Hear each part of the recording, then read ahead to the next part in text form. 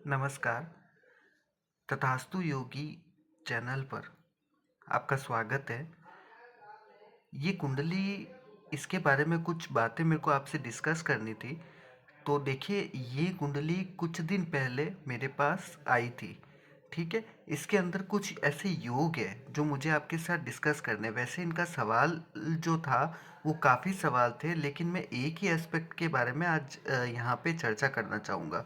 थोड़ा सा मैं बैकग्राउंड यहाँ पे देना चाहूँगा कि जब इन्होंने मेरे को कांटेक्ट किया था, तो इनका सवाल संतान से रिलेटेड था। मतलब शादी के 4 साल बाद भी संतान प्राप्ति में इनको समस्या आ रही थी, और इसके लिए वो बहुत परेशान थे।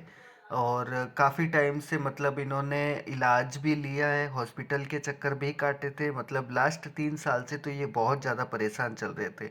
तो ऐसा क्यों हुआ, कुंडली में किस तरह के योग है, इन सारे बातों पे आज हमारी चर्चा रहेगी। तो ध्यान दीजिएगा। देखिए, प्रैक्टिकल कुंडली जब अपन देखते हैं ना, ऐसे अगर थ्योरेटिकल कुछ योग में बोल के बता दूंगा या फिर कहीं से अपन पढ़ लेंगे, वो अप्लाई क्यों नहीं होते। और प्रैक्टिकल केस के अंदर किन किन चीज़ों का ध्यान देना होता है, किस किन भावों पर ध्यान देना होता है, और क्या क्या चीज़ें देखी जाती है, इसके बारे में। हालांकि इसके लिए देखिए, D7 चार्ट भी देखना बहुत ज़रूरी होता है, लेकिन क्या योग बन रहे हैं इनके D1 चार्ट के अंदर, वो जानना भी यहाँ पे बहुत ज़रूरी रहेगा। तो ध्यान दीजिएगा। बहुत साधारण शब्दों में, बहुत लेमन लैंग्वेज के अंदर यहाँ पे हम इन योगों के बारे में डिस्कस करेंगे। नमस्कार दोस्तों, मेरा नाम योगेश दादीच है, और हम इस कुंडली के बारे में चर्चा करने जा रहे हैं अभी। तो चलिए, कुंडली के ऊपर अपन चलते हैं। अब मैं आपको लेके चलता हूँ, और हम यहाँ पे डिस्कस करते हैं कि किस तरह की कंडीशंस यहाँ पे इनकी बन रही है ना। तो सबसे पहले यहाँ पे मैं आपको इनकी शादी का कुछ बैकग्राउंड देना चाहूँगा। कि देखिए, यहाँ पे कुछ चीज़ें मैं आपको बताना चाहूँगा कि सप्तमेश की स्थिति यहाँ पे कैसी है। सप्तमेश बनता है गुरु यहाँ पे। ठीक है, गुरु वक्री स्थिति में लग्न में बैठा है। ठीक है, लग्न में जब गुरु बैठ जाता है तो वो दिग्बली भी हो जाता है, क्योंकि लग्न के अंदर गुरु और बुध ये दोनों दिग्बल की जगह है, तो दिग्बली हो जाएंगे। ठीक है, अब यहाँ पे सेकंड कंडीशन जो आती है, वो यहाँ पे देखिएगा, गुरु और बुध आपस में कैसे बैठे हैं, 6-8 बैठे हैं आपस में, है ना। नवमांश में भी यहाँ पे स्थिति कमोबेश 6-8 वाली ही है ना। तो ये दोनों चीज़ें हो गई। प्लस यहाँ पे अगर मैं चंद्र कुंडली भी देखिए मैंने, यहाँ पे मैं जो बैकग्राउंड देने की कोशिश कर रहा हूँ वो इसीलिए कि सप्तमेश एक्चुअल में शादी है कैसी। तो ये अपन अगर देखेंगे तो फिर पंचम हाउस हाउस पे और संतान पे आसानी से आ पाएंगे। तो वहाँ पे भी कंडीशन कुछ ऐसी ही दिखी। वो सारे चार्ट नहीं देख के यहाँ पे सिर्फ अभी अपन D1 चार्ट डिस्कस करेंगे, और जानने की कोशिश करेंगे कि क्या यहाँ पे पोजीशन बन रही है। तो मैंने ये कुंडली देखते ही इनको बोला था कि यहाँ पे ज़रूर आपकी जो मैरिज रही होगी वो सेकंड मैरिज रही होगी। ठीक है, तो ये कंडीशन मुझे यहाँ पे दिखती है। उन्होंने इस चीज़ के लिए हाँ भी बोला कि हाँ, ऐसी ही कंडीशन है। प्लस यहाँ पे अगर मैं और एक चीज़ देखूं, तो देखिए, इनके पंचम हाउस पे आप दृष्टि डालिए। पंचम हाउस, सबसे पहले देखते हैं कि लग्न कौन सा है। लग्न इनका बुध बनता है। ठीक है, बुध अष्टम हाउस में जाके वक्री हो रखा, सॉरी, अष्टम हाउस में जाके अस्त हो रखा है। ठीक है, अस्त कौन कर रहा है यहाँ पे? अस्त कर रहा है सूर्य, जो कि इस कुंडली के लिए 12th लॉर्ड बनता है। हालांकि ये कोई इस कुंडली के लिए, मतलब बुध और सूर्य ये आपस में मित्र रहते हैं। ठीक है, तो यहाँ पे बहुत ज़्यादा, अगर यही सूर्य किसी ऐसे भाव का स्वामी होता यहाँ पे, या फिर किसी ऐसे लग्न को अस्त कर रहा होता जो उसका मित्र नहीं होता, तो यहाँ पे कंडीशंस ज़्यादा खराब हो सकती थी, लेकिन ये मित्र बनता है, फिर भी यहाँ पे बुध को ये कमज़ोर तो कर रहा है, ठीक है। दूसरी चीज़, 12th लॉर्ड कमज़ोर कर रहा है, ठीक है। तो थ्रू आउट द लाइफ, उस पॉइंट पे मैं बाद में आऊँगा। प्लस यहाँ पे अष्टम भाव देखिए ना, ये छिपाव का भाव कहलाता है अपनी कुंडली में। मृत्यु का भाव मतलब ये नेगेटिव चीज़ों के लिए जाना जाता है। 6 8 12 भाव जो एस्ट्रोलॉजी थोड़ी भी जानता होगा, उनको ये पता होगा कि 6 8 12 भाव लाइफ में स्ट्रगल को लेके आते हैं। तो through out the life struggle इनकी कुंडली में दिखता है मुझे। और मेहनत के बाद लाइफ के सेकंड हाफ के बाद मुझे कुछ गेन होते हुए दिख रहे हैं, ये इस कुंडली में इजीली मैं देख पा रहा हूँ, है ना। साथ में बुध के सबसे करीब यदि मैं देखूँ तो कौन बैठा है, देखिए बुध 26 डिग्री का है।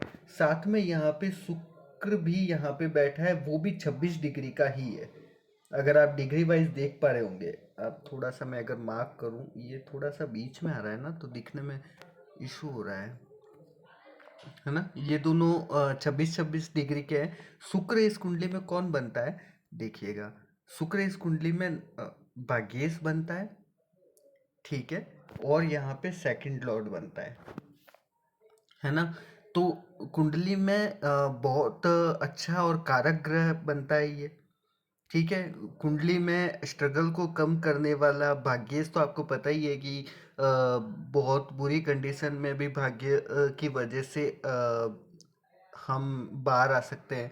तो अष्टम भाव में शुक्र के साथ, हालांकि यहाँ पे देखिए, पहली चीज तो ये कि बुध और शुक्र ये दोनों बैठे हैं मंगल की राशि में, ठीक है।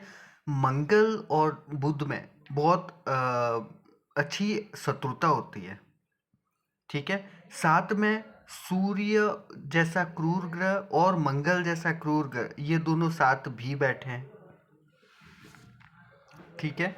हालांकि यहाँ पे भावचलित में कुछ कंडीशन चेंज हुई है, लेकिन वो इफेक्ट जरूर यहाँ पे डालेगी। तो एक अग्नि प्रधान राशि के अंदर बुध का चले जाना, शुक्र जैसा ग्रह जो सौम्य ग्रह कहलाता है, जो वाटरी प्लैनेट कहलाता है, उसका मंगल की राशि में आ जाना, सूर्य और बुध जैसे अग्नि प्रधान तत्वों के वजह से बुध और शुक्र का और ज़्यादा यहाँ पे उनकी वीकनेस में बहुत इम्पोर्टेंट रोल प्ले करना, मतलब यहाँ पे आके वो वीक हुए हैं, कमज़ोर हुए हैं, ठीक है। तो ये चीज़ होना, प्लस यहाँ पे देखिए शादी की भी कंडीशन, क्योंकि राहु भी, हालांकि राहु 11th हाउस में बहुत अच्छे रिजल्ट देता है, लेकिन यहाँ पे देखा जाए तो वो सप्तम हाउस को देख भी रहा है ना। तो एक वक्री प्लैनेट का सप्तम हाउस को देखना, गुरु जो खुद वक्री होना, शनि जिसकी 7th दृष्टि से सप्तम हाउस को वक्री स्थिति में देखना, इस वजह से इनकी सेकंड, पहले तो लाइफ में अच्छा खासा स्ट्रगल होना, और स्ट्रगल भी बहुत, मतलब ये इन्होंने अपने लाइफ की स्टार्टिंग जो करी होगी वो बहुत ही मध्यम वर्ग और लो वर्ग से करी होगी। तो लाइफ में इस तरह के स्ट्रगल इन्होंने देखे, ठीक है। उन स्ट्रगलों के बारे में मैं और ज़्यादा डीप नहीं जाना चाहूँगा, क्योंकि अपना सब्जेक्ट से अपन हट जाएंगे। यहाँ पे संतान के बारे में चर्चा करने के लिए बैठे हैं, ये सब बैकग्राउंड इसलिए देने की ज़रूरत पड़ी कि ओवरऑल पंचम की स्थिति और इनकी लाइफ में संतान को लेके जो स्ट्रगल देखने पड़े, वो क्यों देखने पड़े, वो हम ज़्यादा यहाँ पे चर्चा करेंगे, है ना।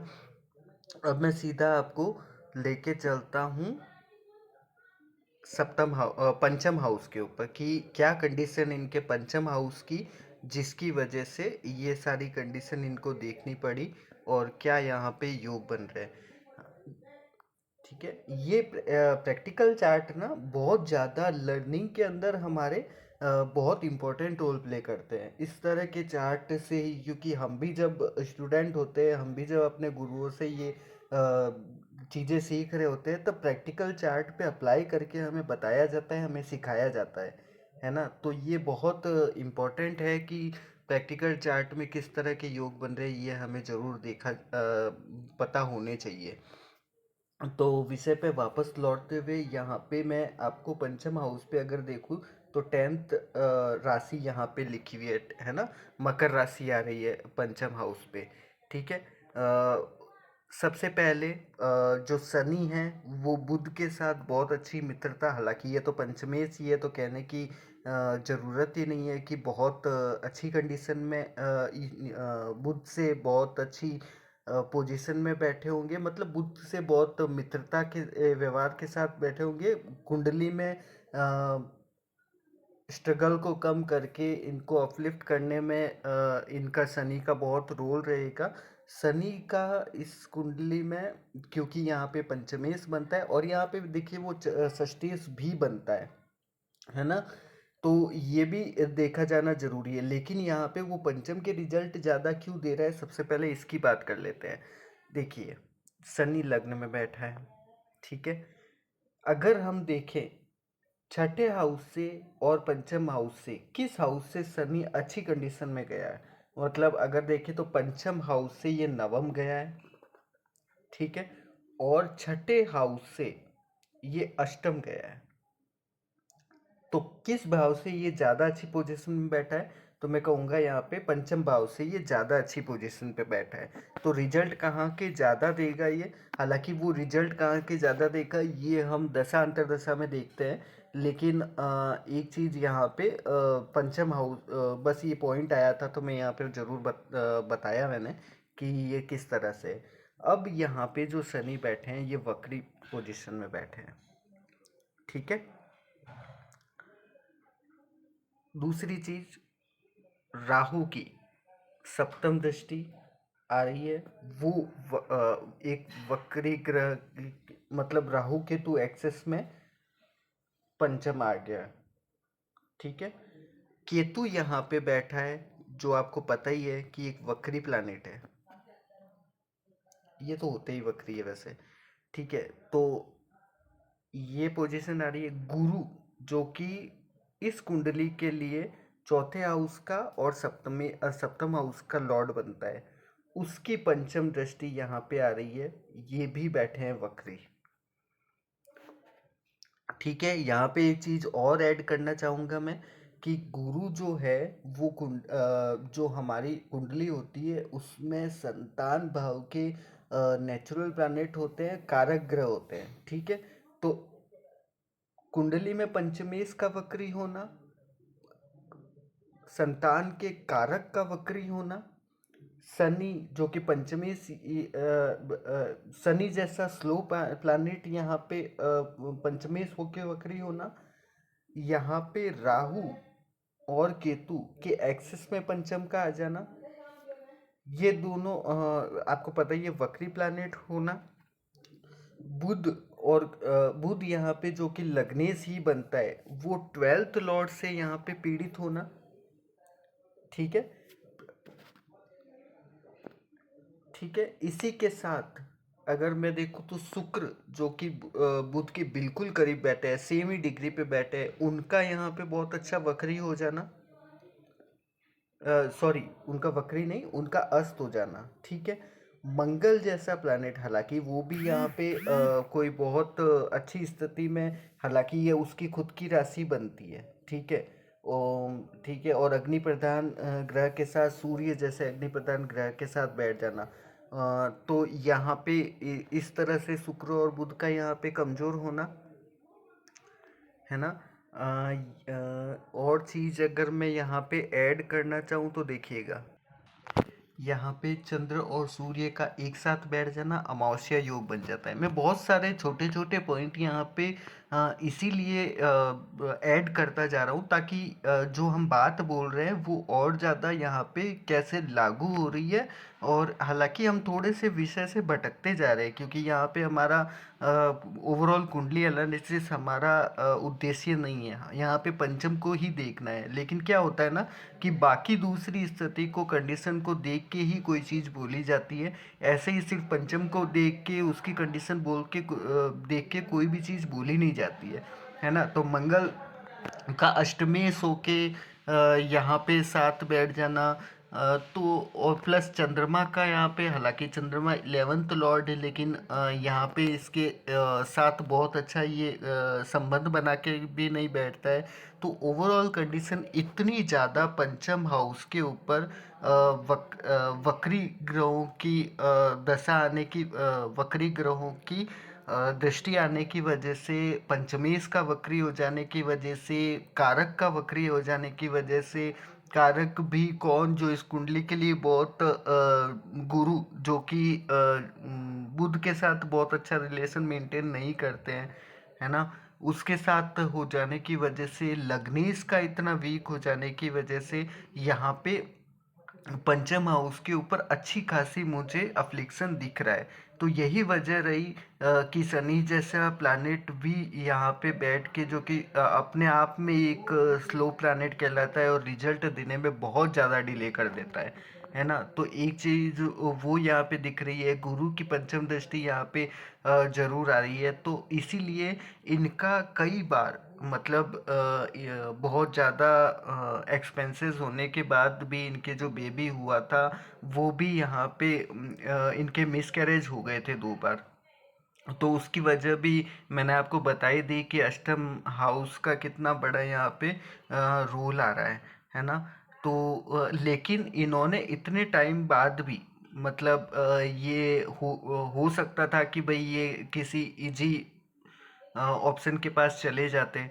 मतलब ऐसे में कई बार होता है कि आईवीएफ वगैरह के लिए भी चले जाते हैं काफ़ी लोग, या फिर अडॉप्शन की तरफ चले जाते हैं। लेकिन इस कुंडली में वो नहीं आ रहा है, क्योंकि यहाँ पे वक्री, देखिए वक्री ग्रहों का जो रिजल्ट हमारी कुंडली पे रहता है ना, वो ये रहता है कि हम किसी भी चीज़ के लिए हम गिव अप नहीं करते। ऐसा प्लैनेट जो वक्री हो गया वो गिव अप नहीं करता, हर थोड़े टाइम बाद अपनी रिजल्ट वो देने की कोशिश बहुत करता है। तो यहाँ पे इसीलिए पंचम हाउस में इतनी ज़्यादा तकलीफें होने के बाद भी इन्होंने गिव अप नहीं किया, इन्होंने किसी तरह के इलाज में कमी नहीं करी, और वो इतना ज़्यादा यहाँ पे पंचम से लेके पीड़ित रहे, क्योंकि यहाँ पे ये प्रभाव दिखता है कि हर थोड़े टाइम में इन्होंने प्रयास अपना जारी रखा। ठीक है, हालांकि मैंने इनको जो दशा अंतर्दशा देख के या कुछ उपाय करवा के ये चीज़ जो है वो इनकी रिजॉल्व हो जाएगी। उनके साथ मेरा फॉलोअप भी रहेगा। तो मैं जो भी इनकी आगे कंडीशन रहती है, इनको काफ़ी चीज़ें मैं सतर्क रहने के लिए भी मैंने बोला था। तो वो जो मेरा उपाय रहे थे उसके बारे में यहाँ चर्चा करने से कोई मतलब नहीं है। तो इस तरह से इनका जो डिले रहा और जो इनकी पोजीशंस रही, जो पंचम हाउस से रिलेटेड चीज़ें थी, उनके लिए इनको जो इतना ज़्यादा भोगना पड़ा, उसकी वजह कुंडली में जो मेरे को दिखी वो मैंने आपको बताई, है ना। तो ये वजह रही थी। बाकी अगर आपके और कोई क्वेश्चन हो इस कुंडली को लेके तो मेरे को ज़रूर बताइएगा। मुझे लगता है कि यहाँ पे बहुत सारी चीज़ें और देखी जाती है, जैसे नवमांस भी यहाँ पे देखना ज़रूरी है। प्लस और भी बहुत सारी चीज़ें हैं जो मेरे को इस जो एनालिसिस है उसमें ऐड ऑन करती जाती। लेकिन इतना डीप आप जाना चाहते हैं कि नहीं, वो मेरे को एक बार कमेंट करके आप ज़रूर बताइएगा। और इस तरह के वीडियो जो प्रैक्टिकल चार्ट पे अप्लाई होते हैं, वो किस तरह के रिजल्ट देते हैं, ये अगर आप और आगे भी जानना चाहते हैं तो ये भी मेरे को ज़रूर बताइएगा, ताकि हम इस बारे में और चर्चा कर सकें, है ना। बाकी आप लोग अपना ध्यान रखिएगा, और चैनल को लाइक और सब्सक्राइब ज़रूर करिएगा, ताकि और ज़्यादा हम कुंडलियों के बारे में चर्चा कर सकें। राधे राधे।